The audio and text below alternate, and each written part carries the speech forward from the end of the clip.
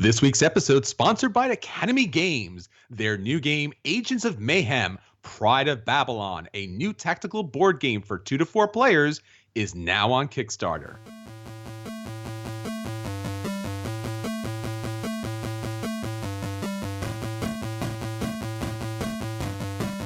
Welcome to Board Gamers Anonymous, episode 155, Top 10 Deck Builders. We'd like to thank all our brand new Patreon backers from the BGA team, Finn, Eric, Barry, and Shubli Lulima, and our BGA new producer, Jim. You guys rock.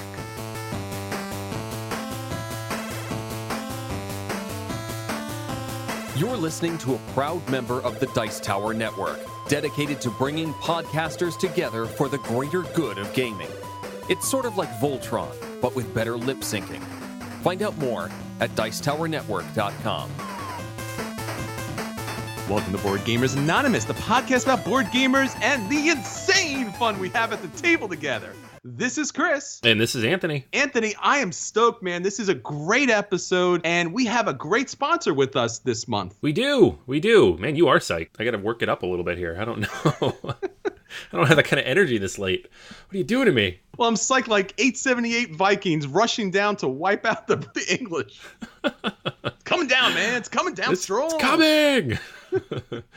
Yeah, guys, you heard we have a new sponsor for the show. As always, we're always trying to do cool new stuff. Before anything, obviously, thanks to all the Patreon backers. We've had a huge influx in January, which is awesome because it means there's more people in the Slack group. We have more people telling us what they want to hear on the bonus episode. All of these people are eligible to nominate a game for us to review on the podcast, so hopefully they don't all cash in that chip at the same time.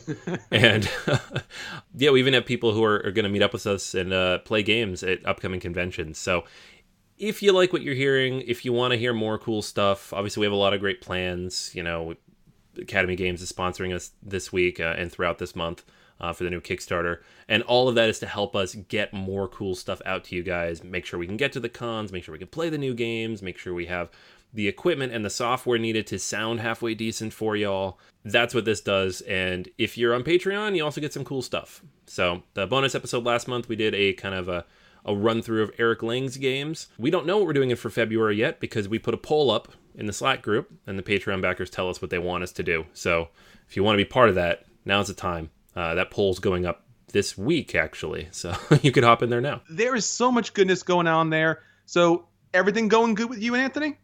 Yeah, it's going awesome. Well, I mean, I haven't done a ton of gaming lately because it's Flumageddon out there. Ah, yes. It's working its way through my children. But, you know, some nice solo gaming here. Got yet another game of Terraforming Mars in last night. I don't know how this continues to hit the table every week at game night, but I'm not complaining. It's one of my faves. And I'm currently working my way through learning how to play Nemo's War, which is a mostly solo game, but the rulebook is like 40 pages, and it's taking its toll on me. But it's going. Sure. And same thing here for me, too. Got through my 5th game of Charterstone and still being incredibly impressed by this wonderful creation from Stonemaier Games. Still trying to figure out what's coming next. Won't spoil anything here for you, but hopefully being able to wrap that up pretty soon. And got my 2nd game done of Gloomhaven, and I'm really enjoying that.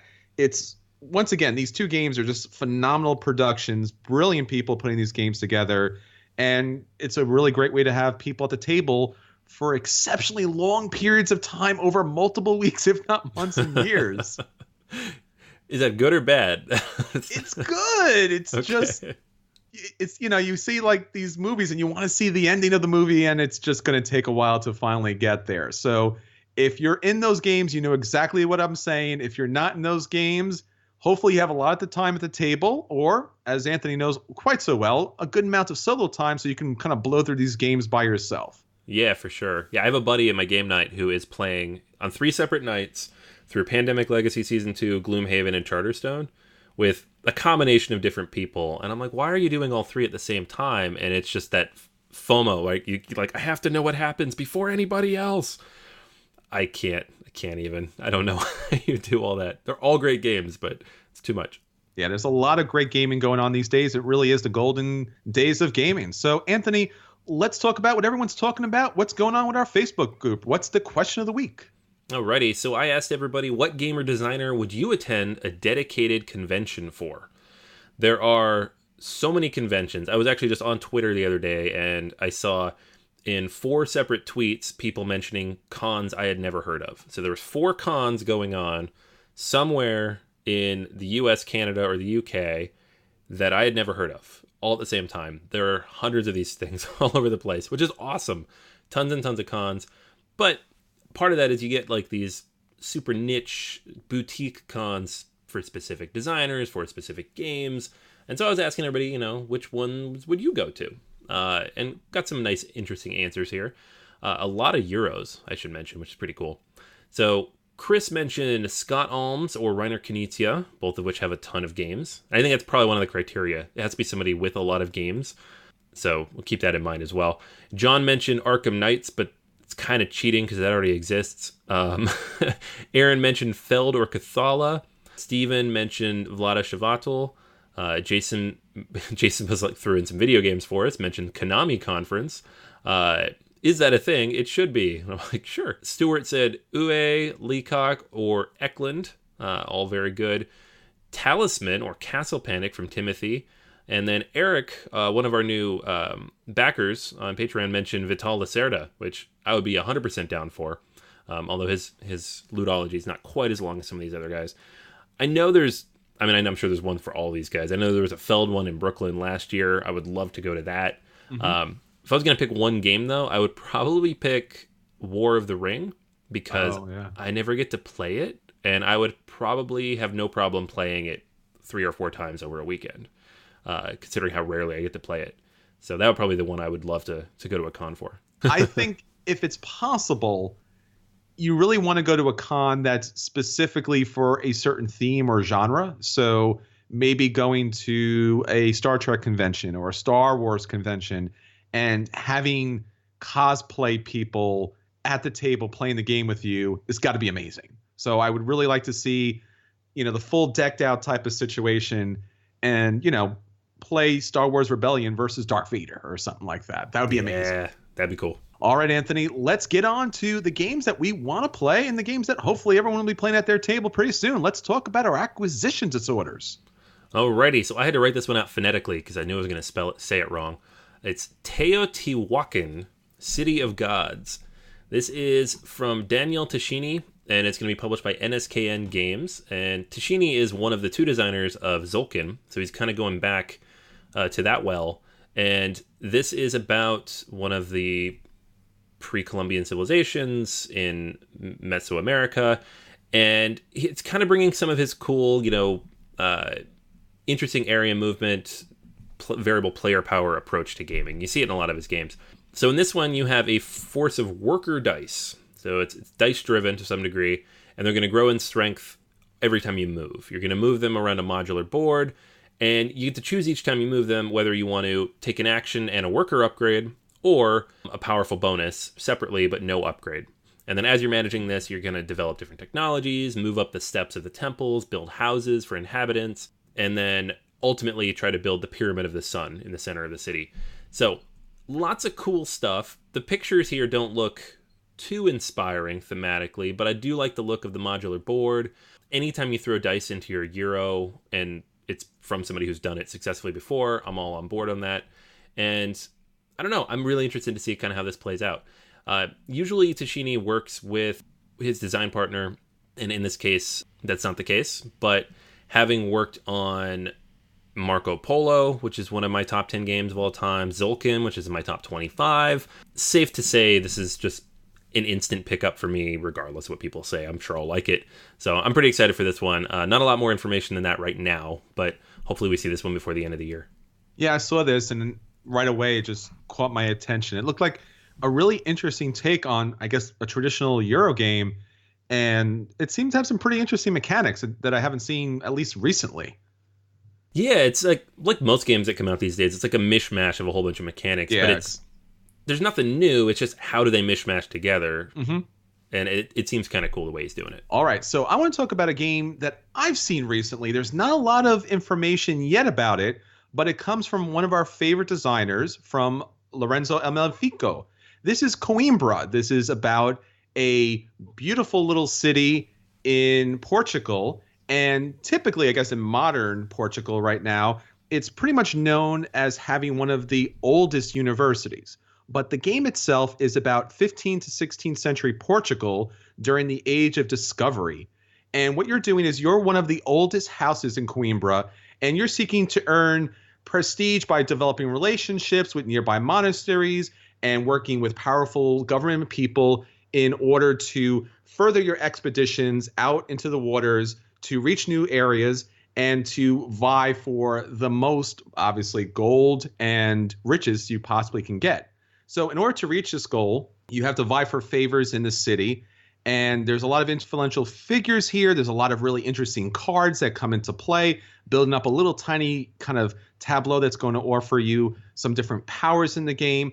What's really interesting here is not just the wonderful artwork, which caught my eye right from the start, but it has a new dice mechanic in which you're going to be able to draft dice, not just generally for resources, but you'll be able to use the dice in different ways in order to kind of power up your little section of your tableau, in order to help you explore, in order to kind of gain influence or influence powerful people in the city.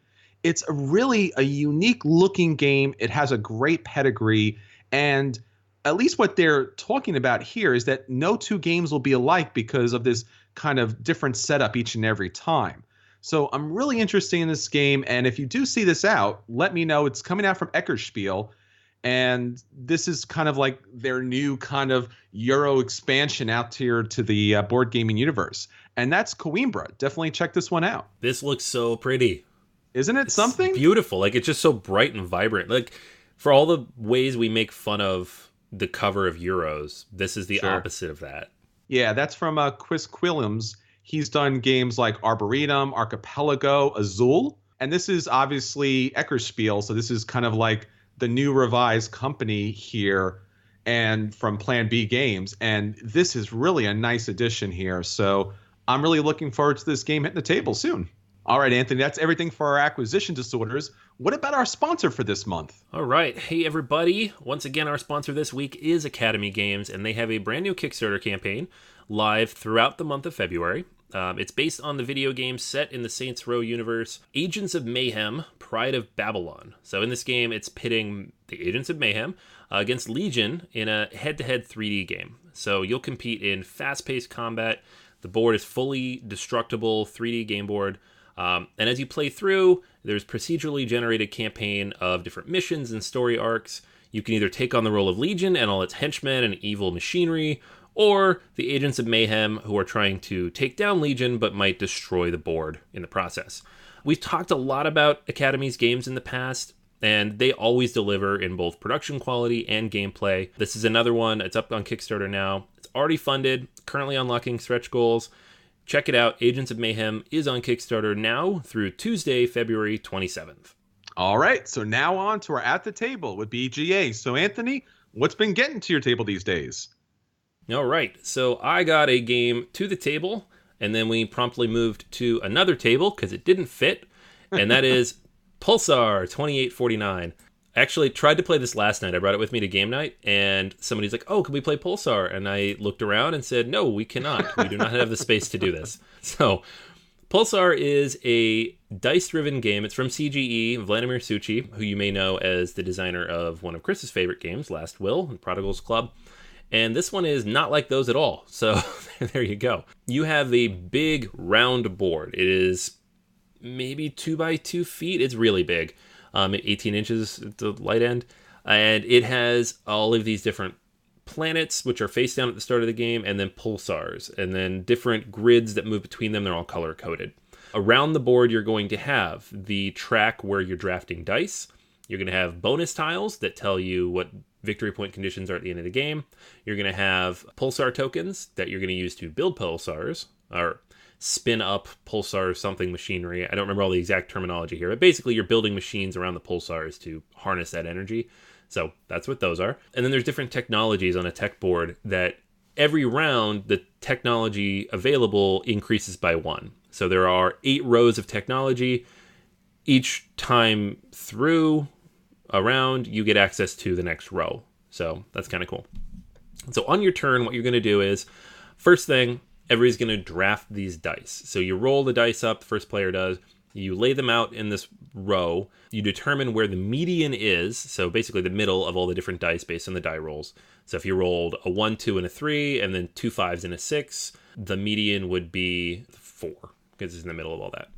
So then you take these dice in player order. You're going to draft 2 of them based on the number of players.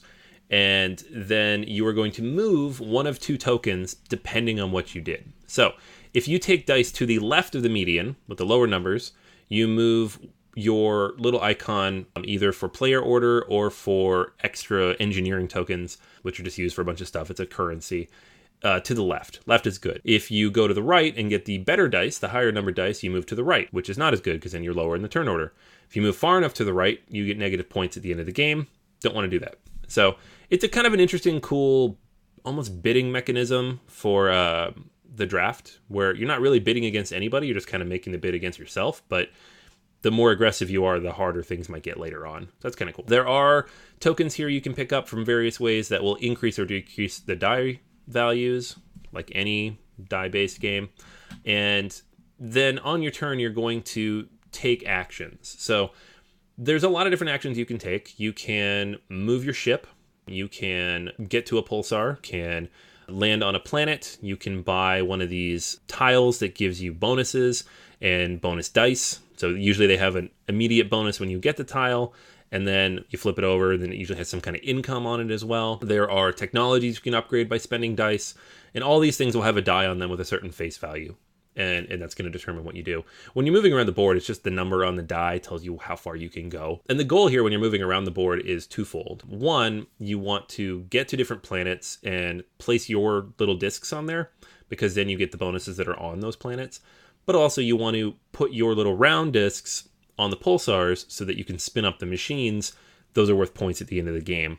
They're also worth points every round. So if you spin up a machine and turn it on, which is 3 actions, so you can't really do it in the first round of the game, but if you get that done, then you're going to get that many points every single round. So it's between 1 and 3. So the sooner you do that, the sooner you get that little point engine. So all these different things, and there's a lot of different things you can choose from every round. You kind of cobble together whatever, point salady system you want to build. It's not really an engine builder per se, although those technologies you can string together will allow you to kind of chain things off of each other. One of the technologies, for example, is every time you go to a pulsar, you get 2 points. Every time you activate a certain other technology, you get points, that kind of stuff. So a lot of different things to think through. It's not a particularly complicated game. Like, you look at it on the table and all the space it takes up and you think, ugh, this looks like insanity. It's really not. It's like on par with Castles of Burgundy or, some of these other dice-based games. But it's not as good as like a Castles of Burgundy for a couple of reasons. It's looser. There's a lot going on the table. It's very sprawling and wide open, which is not a bad thing necessarily, but it makes it hard to get to the table. It makes it a little harder to teach. My description might have sounded a little all over the place, but that's honestly the order in which you would learn how to play the game. It's just like, here's all this stuff you do. Now do it. There's no real organization to it.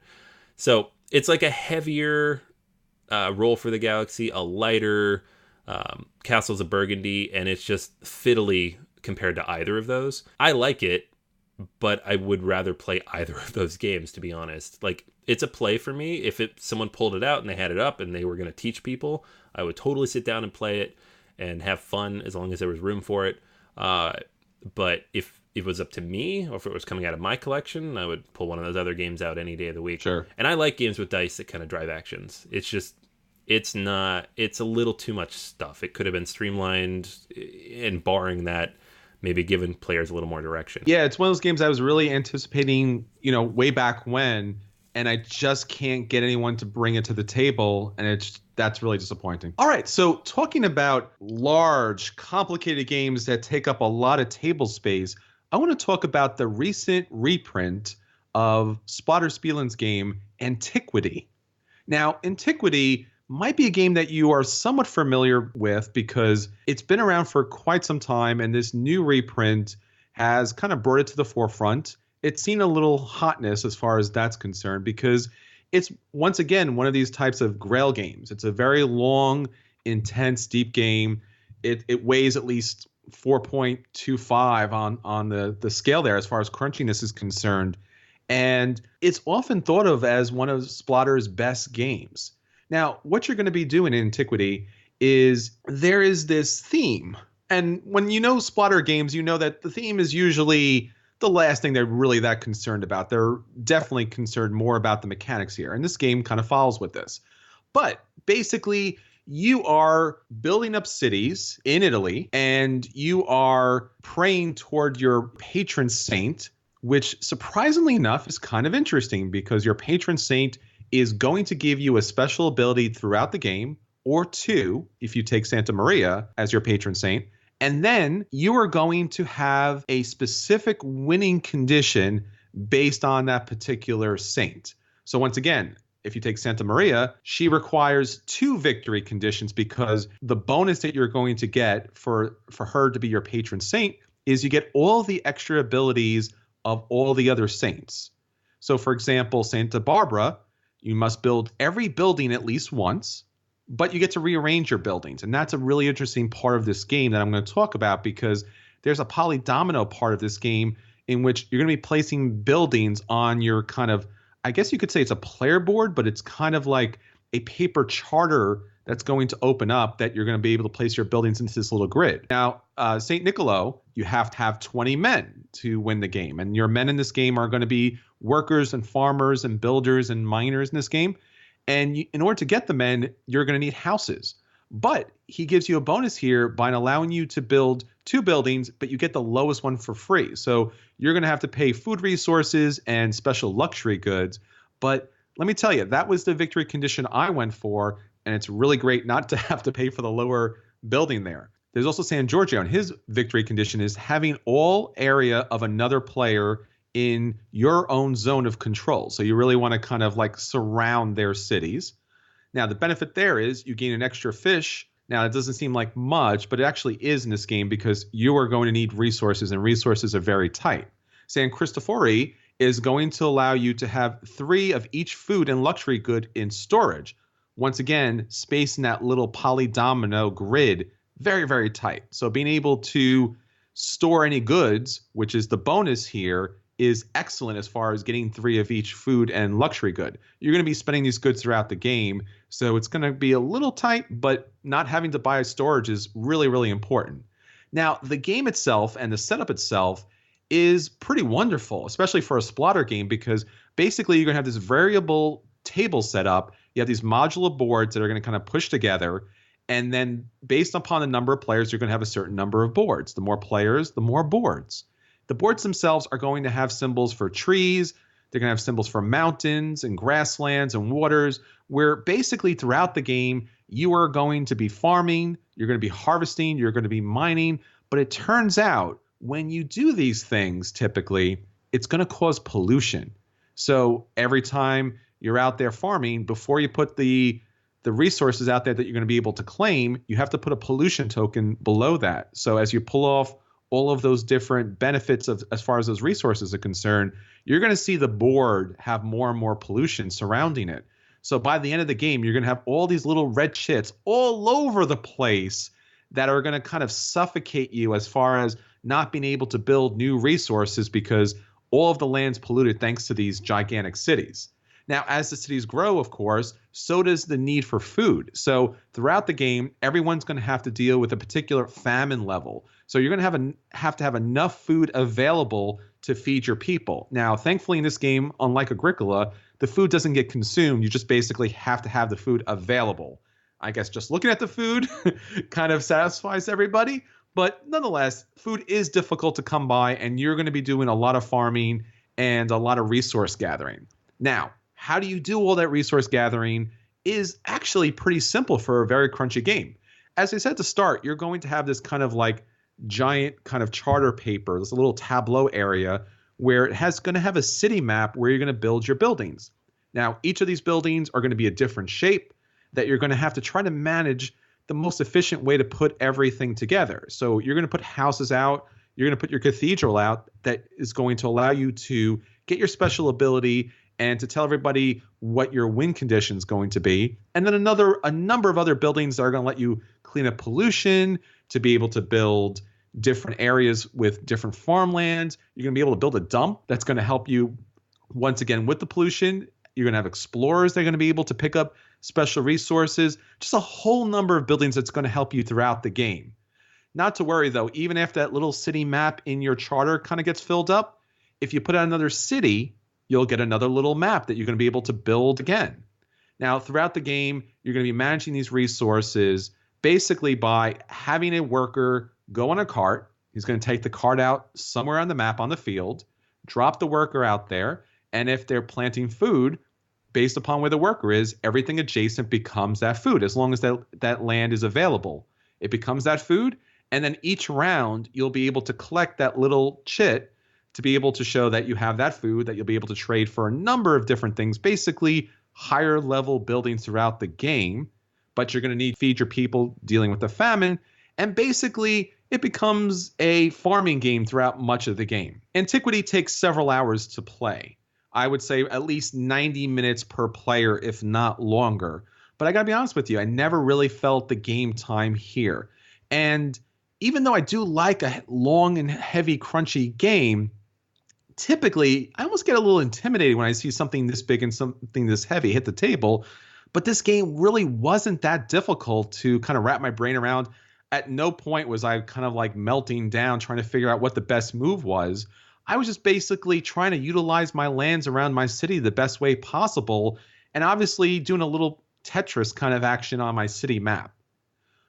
Once the game comes to an end, and as I said, it takes several hours, somebody is going to hit their win condition. So the game is basically a race to hit your win condition. It's a fast game as far as trying to take your turns. You're just basically building out resources and claiming resources. There's not much more to it. And there is a little interaction because, as I said, as the pollution comes out, it's going to choke not just your area, but every area around you. So there is a way to kind of surround, and there's a way to kind of utilize the space to best benefit you. Now, this is an expensive game, and this has an enormous number of chits. I mean, it's an insane number of chits, and they're very tiny and have giant hands. And it was like literally, I felt like at some point we needed to pick up tweezers and play a little operation in order to take all these chits away from the table, because one strong sneeze, one large bang at the table, and this board was going to be all over the place. Antiquity is a solid play. I really did enjoy this game, and it really didn't matter as far as the time that it took to play, because I enjoyed each and every minute of it. I like farming games. I like the Omni Domino that comes into play. I like the worker placement element, and I like the variable win conditions. So if you do see this game at a convention, or if you do have a very generous friend like we do in Dave and a great game table, check out Antiquity. I think you're going to really enjoy it. It's probably a little too expensive and a little too long to make it a buy. Yeah, I can see that. I definitely want to play it, though. I don't know when or how or with whom. But yeah. We'll talk to Dave. Road trip. So that's our At the Table. Now on to our feature review. So for our feature review this week, we are going back to one of the most popular board game mechanics out there, deck builders. Deck builders were really the thing for such a long time, and they really had such a solid place in board gaming right now that it's kind of hard to find a board game that doesn't have at least a little deck building element to it. So for this episode, we have the 10 best deck building games. All right, Anthony, why don't you start us off? All right, so we're going to kick things off with a game that uses deck building. It's not a pure deck builder, but it's pretty strongly built around it, and that's Lewis and Clark. So Lewis and Clark has you racing down the river and through the mountains to try to get to the coast and Fort Clatsop first. There is some resource gathering, there is a little bit of worker placement, but mostly the game revolves around the cards in your hand, the tableau of new cards you can purchase, and then the manipulation of those cards and deciding which cards to play for the action, which ones to use for the resources that activate that action. Lots of interplay there, and it's a very engaging way to kind of tweak that deck building aspect without completely reinventing it. All right, our number 9 is Century Spice Road or the Gollum Edition. They're both great. Now, basically, the deck building here is all about taking the right cards to build the perfect little machine in your hand. So as the game goes on, you're picking up more and more cards to get you more resources, and then to transform those resources into a set collection in order to hit particular goal cards at the top of the board. It's fun, it's fast, and really has become one of the new great gateway games. Alrighty, so number 8 is Tyrants of the Underdark. This is another mashup game that has deck building and area control. You're going to have 2 decks of cards that you smash together to create the game deck, and it's different every time, and there's an expansion that offers even more, so it's kind of a cool way to mash it up and make it different every time. And the cards in your hand are going to have one of 2 different types of resources. You can either purchase new cards with them from the central pool, like almost any other deck builder, or you can spend those resources to put troops on the board and assassinate enemy troops and manipulate what's going on in different cities. So lots of cool things you can do on the board here, but it's all driven by the deck. It's all driven by the deck building component of the game, and it's a really interesting way to kind of utilize that very familiar mechanism in a new way. Our number 7 is Clank. Think deck builder with dungeon delving. You are building up your deck in order to traverse this deep dungeon, and yet at the same time, those cards tend to be very dangerous because those cards are going to have clank on them, which basically means that as you're playing cards to move down, you're also making noise, which could and will wake up the dragon and could end your gaming time in that dungeon. So pick the right cards. It's fun, it's fast, it's an enjoyable game experience with a pretty large board. That is Clank. Number 6 is Hardback. This is the refined take on the word building game as a deck builder from Tim Fowers and his design partner on this one, Jeff Beck. So this one has you building a deck of cards with different letters on them and various different powers and abilities and things you can. You're matching genres to get different bonuses, and in the end, you are racing to get to 60 points and win the game. Very, very interesting way to play the game. It changes something in from paperback in that any card can be a wild. You just flip it over, so you don't have to be a word genius either. To get the fun of the paperback deck building mechanisms in a much more accessible and expandable game with lots of different variants in hardback. All right, number 5 is Trains. I remember when I first saw Trains, I'm like, oh, they took one of the best deck builders and they added a board to it. Of course they did. Now, Trains is all about building trains along this route. So everything that you do in the deck building element, you're also doing at the same time on the board. So there really is a spatial element to this wonderful deck builder that really incorporates thematically the waste that comes along with building all these rails. It's fun, and yet it really offers an engaging experience. It's something that kind of had a blip out there on the radar and disappeared. You should definitely go back and take a look at Trains. Number 4 is Legendary Encounters Alien. So the Legendary system started with Marvel, and it's fine, but it's not the best version of deck building out there. But the Legendary Encounters take on the Legendary system takes it to a new level. It makes the game fully cooperative and against a system that is driven by these different stories. So in this case, with Alien, you're going through the different Alien movies, and you are building up your deck and then fighting the xenomorphs. There are hidden creatures in this deck. There's kind of a flow to them, so you know when they're coming, but you don't always know what they are. The game comes with 600 different cards, big long board as a mat, and lots of content. The encounter system is great as is, but the Alien version in particular is very, very good and one of the better cooperative deck builders out there. All right, our number 3 is a modern day classic as far as deck building is concerned, and I remember this way back when. It's Ascension. Now, Ascension was really a lot of fun because not only was it deck building, but you can kind of fight some monsters and get some bonus points from that as well. It had a really simple mechanic, which was all about battle, or it was all about gaining resources to kind of build your deck up. The artwork was unique and interesting, and this has had a multitude of different expansions and full core boxes that have come out again and again. It's become such a competition game. I've not yet been at a convention where there isn't some massive Ascension competition going on. Number 2 is the granddaddy of all deck building games, Dominion. This is the game that started it all, and it is as basic as it gets because it's the one that came first. You have a tableau of different cards that you're going to build at the beginning of the game, and there are many options, even just out of the base box. But as you expand this game, there are hundreds of different possible cards you could have out there to choose from. Players are going to take turns. They spend resources in their hands to purchase new cards. Those cards give them new abilities. They cycle through, and you keep going through. Thematically speaking, I guess you're trying to build a kingdom. So you're usually building buildings, hiring minions, improving your castle, getting money. And eventually you're going to start buying victory point cards, which will clog up your hand a little bit. But it's kind of the flow of the game. You're trying to balance out, when do you get those? When do you stop taking different kinds of actions? And that's Dominion. It is the quintessential deck builder and still holds up very well 10 years later. All right, so our number one deck builder is Star Realms and Hero Realms. Now, Star Realms really hit board gaming kind of like a massive meteor. It was nowhere, and then next thing you knew, it was everywhere. There wasn't a person that I knew who didn't have a copy of Star Realms. Everyone was playing this game. It was huge. It was everywhere. It had a free app that you could play. Now, what's really great about Star Realms is not only the fact that you were doing what most deck builders were doing, which is basically purchasing cards from a market in order to add to your hand and then play those cards, but depending on what cards you picked up, they would chain off other cards of that same faction.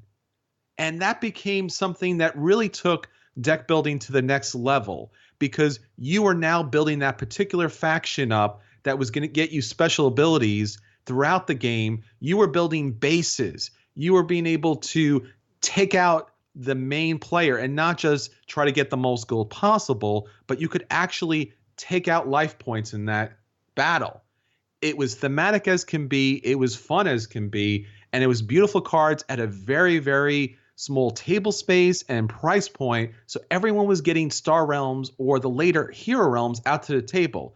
Obviously, Hero Realms came out with a number of different gameplay options and multiplayer options, but either one is a fantastic game that you should definitely get to the table. And that's why Star Realms and Hero Realms are our number one deck building game. Okay, so that's everything for this week. Until next time, this is Chris. And this is Anthony. And we'll save all of you a seat at the table.